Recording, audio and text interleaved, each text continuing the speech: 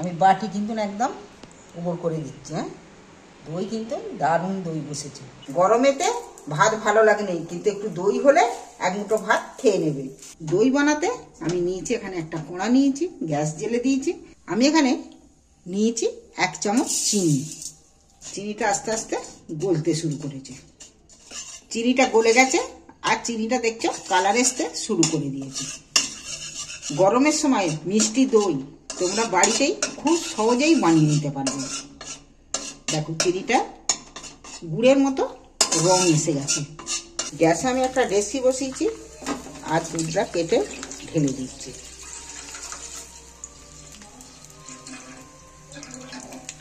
এখানে গ্যাস জেলে ডেকচিটা দুধ আমি বসিয়ে দিয়েছি। একটু নেড়ে নেড়ে অনেকক্ষণ থেকে দুধটাকে ভালো করে জাল দিতে হবে, ফুটতে হবে।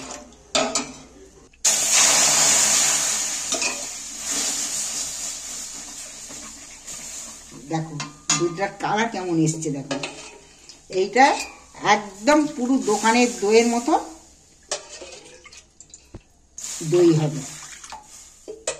তুমি এই দইটা যখন খাবে তখন ভাববে দোকানের খাচ্ছি না আমি ঘরের পাতা দই খাচ্ছি।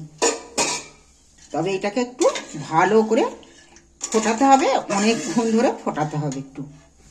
আমি এখানে 4টে এলাচকে ফাটিয়ে তার দানাগুলো বের করে দিয়েছি, যাতে স্বাদ গন্ধটা ভালো আসে। দুধটা ফুটে গেছে, আমি এখানে একটু গুঁড়ো দুধ ব্যবহার করবো এর সাথে। এখানে আমি 2 চামচ গুঁড়ো দুধ ব্যবহার করব। আমি 2 চামচ দুধ এখানে ব্যবহার করছি। দেখো গরুর দুধের সঙ্গে যে আঙুল দুধটা দিয়েছি ভালো করে ফাটিয়ে আমি মিক্সড করে নিয়েছি। দুধটা আরো একটু ঘন হওয়ার জন্য আমি আঙুল দুধটা দিয়েছি। আমি এখানে 100 গ্রাম বাতাসা নিয়েছি।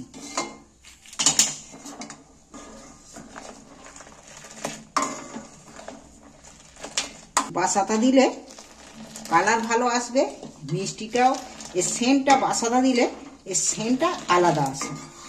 চিনি দিলে চিনি খেতে কিন্তু সেই বাসাটার যে টেস্টটা সেইটা আসবে না। এই যে বাতাসা দিয়ে যে দই বসানো, এইটা কিন্তু অনেকেই জানেনি যে বাতাসা দিয়ে দই বসালে কেমন হয়, তার স্বাদ কি।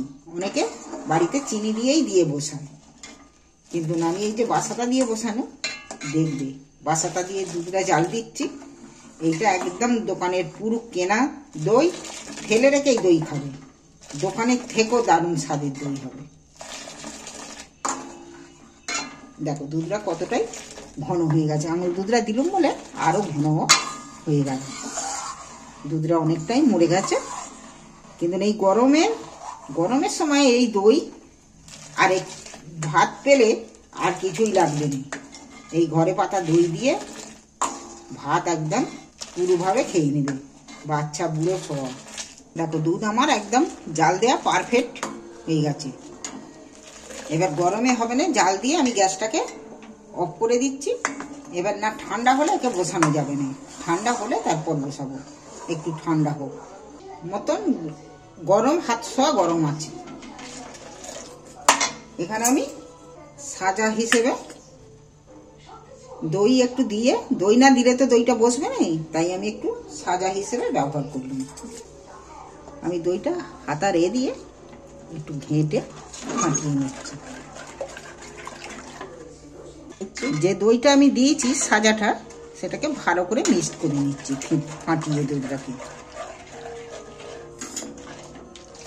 কাঁচের আমি এখানে 3টে বাটি নিয়েছি, 3টে বাটিতেই তুলে দিচ্ছি এক হাতা করে। প্রথমে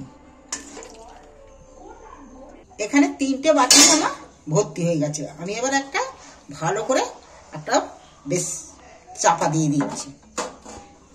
এই চাপা দেওয়া ভালো করে কিছুক্ষণ রেখে দিতে হবে।